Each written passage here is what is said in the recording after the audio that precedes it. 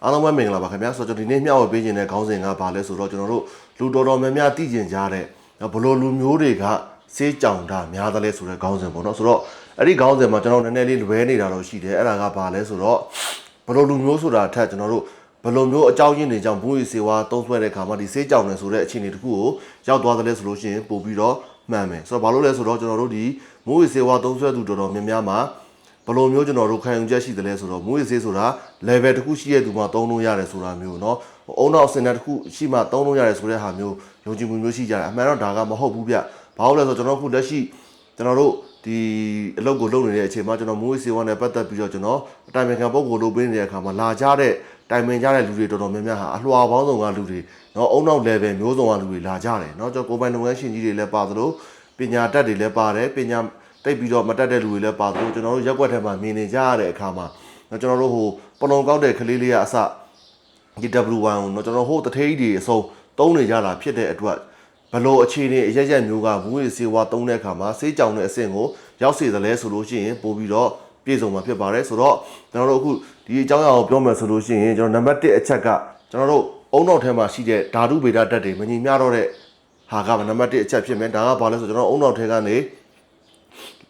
အဓိကလှုပ်ဆောင်ပေးနေတဲ့လှုပ်ဆောင်မှုတွေကိုဆောင်ရွက်ပေးနေတဲ့ဓာတုပစ္စည်း2မျိုးရှိတယ်2မျိုးရှိတယ်ဒိုပါမင်းလို့ခေါ်တာတစ်ခုရယ်ဆာရတိုနင်လို့ခေါ်တာတစ်ခုရယ်ဆိုတော့အဲ့ဒီ WY လို့ခေါ်တဲ့ကျွန်တော်ဒီစိတ်ကြွဆေးကိုအသုံးပြုလိုက်တဲ့အခါမှာအဲ့ဒီအုံနောက်ထဲကနေပြီးတော့ဒီအလုပ်လုပ်ဆောင်နေတဲ့ဒိုပါမင်းနဲ့ဆာရတိုနင်ကပုံမှန်မဟုတ်တော့ဘဲနဲ့အစာပေါင်းများစွာထွက်လာပြီးတော့ကျွန်တော်တို့တွေကိုဒီအုံနောက်မှာထင်အောင်ထင်မှားဖြစ်တာတွေနောက်ပြီးတော့မရှိတာကိုရှိတာထင်တာတွေဖြစ်စေနိုင်ပါတယ်နောက်နံပါတ်2အချက်ကကျွန်တော်တို့ဆေးပမာဏလွန်ကဲခြင်းเนาะ overdose ဖြစ်တဲ့အခါမှာလည်းထုံဒီတကောင်ပဲကျွန်တော်တို့ခုနကအရှင်းမှာပြောသွားရဲဆေးကြောင်တွေလို့သတ်မှတ်တယ်เนาะကျွန်တော်တို့ဘယ်လိုပြောမလဲကြောက်ရွံ့စိတ်လွန်ကဲခြင်းစိုးရင်ပူပန်စိတ်လွန်ကဲခြင်းနောက်ပြီးတော့တန်တရားစိတ်လွန်ကဲခြင်းနောက်ပြီးတော့ကျွန်တော်တို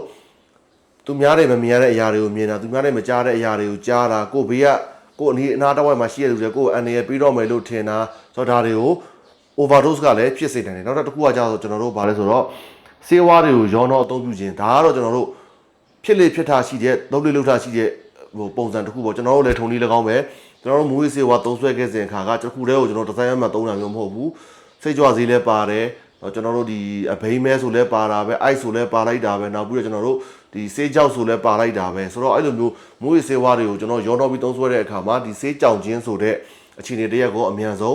းရောက်ရှိစေနိုင်ပါတယ်နောက်တစ်ချက်ကကြတော့နံပါတ်4เนาะကျွန်တော်တို့စိတ်ပိုင်းဆိုင်ရာအခန့်ရှိခြင်းစိတ်ပိုင်းဆိုင်ရာအခန့်ရှိခြင်းဆိုတာဘာလဲဆိုတော့တချို့တော်လူတွေမှာကျွန်တော်တို့ဒီစိတ်ကျန်းမာရေးအားနည်းတဲ့လူတွေရှိတယ်ကျွန်တော်တို့တမယိုးကြကျွန်တော်တို့ခမားတို့ခံစားနေကြလောကဓာတ်အောင်ပဲသူတို့မှာဒါကိုစိတ်ပိုင်းဆိုင်ရာခံစားမှုအနေနဲ့မထိန်ချုံနိုင်ဘဲနဲ့သူများရဲ့ဓာတ်ပုံပြီးလုံငယ်ဆိုတာခံစားရတဲ့လူမျိုးတွေရှိတယ်နောက်ပြီးတော့တခြားသောစိတ်ချွတ်ယွင်းချက်တော့စိတ်ယောဂတွေရှိတဲ့လူတွေမှာပို့ပြီးတော့အဖြစ်မြန်တယ်ဆိုအဲ့လိုမျိုးတွေဆိုလို့ရှိရင်မူဝေးစေဝါကိုလုံးဝကိုသွားပစမ်းကြည့်တယ်မှာဘူးเนาะနောက်တစ်ခုကကျတော့နံပါတ်5เนาะကျွန်တော်ခန္ဓာကိုယ်ကတုံ့ပြန်တဲ့ side effect ဒါကကျတော့ကျွန်တော်တစ်ခါတလေမှမူဝေးစေဝါကြောင့်အတွက်တီးတတ်မဟုတ်ဘဲနဲ့ကျွန်တော်တို့ယောဂတစ်ခုခုဖြစ်လို့ဆေးကုတယ်ဆိုလို့ရှိရင်ဆရာဝန်ကကိုယ်ကိုပေးထားတဲ့ဆေးတွေထဲမှာเนาะကျွန်တော်တို့အရန်ကိုဘယ်လိုပြောမလဲအားပြင်းတဲ့ပိုးသက်ဆေးလိုမျိုး steroid လိုမျိုးဟာတွေပါတယ်ဆိုလို့ရှိရင်လည်းဆေးကြောင်တို့လိုမျိုးခံစားချက်ကိုခံစားရနိုင်ပါတယ်ဆိုတော့ကျွန်တော်တို့အဲ့လိုမျိုးဆေးကြောင်နဲ့မူဝေးစေဝါအသုံးများပြီးတော့ကြောင်တောင်ဖြစ်နေတဲ့လက္ခဏာတွေမှာဘာတွေရှိကြလဲဆိုတော့အထိတ်တလန့်ဖြစ်ခြင်းเนาะအထိတ်တလန့်ဖြစ်တယ်ဆိုတာမှာရိုးရိုးတန်တန်ကျွန်တော်တို့ဘေးနားမှာထိတ်လန့်စရာတစ်ခုအတန်ကျဲတစ်ခုကြားရလို့လန့်သွားတာမျိုးမဟုတ်ဘူး panic attack လို့ခေါ်တယ်ကိုယ်နှလုံးရောဂါအစရှိသဖြင့်ဒါမျိုးရစေနိုင်တော့တဲ့တမန်ရိုးကြထပ်ပို့ပြီးတော့ကြောက်ရွံ့ခြင်းကိုခေါ်တာเนาะနောက်တစ်ခုကကျတော့ဘာဆိုကျွန်တော်တို့ဘေးကလူတွေကကိုယ်ကိုအန်ရပြုတ်မယ်လို့ထင်တဲ့ဟာနောက်တစ်ခုကကျတော့ကျွန်တော်တို့မရှိတာတွေကိုမြင်နေရတာမကြားတဲ့အတန်တွေကိုကြားနေရတာနောက်တစ်ခုကကျတော့နှလုံးခုန်မြန်ပြီးတော့အသက်ရှူရခတ်တာအဲ့လိုမျိုးပုံစံအခြေအနေတွေဖြစ်နေရဆိုလို့ရှိရင်တော့ကျွန်တော်တို့ဒီမိုးစေဝါအတိုင်းခံလုပ်ပေးနေတဲ့လူတော့မဟုတ်ကျွန်တော်တို့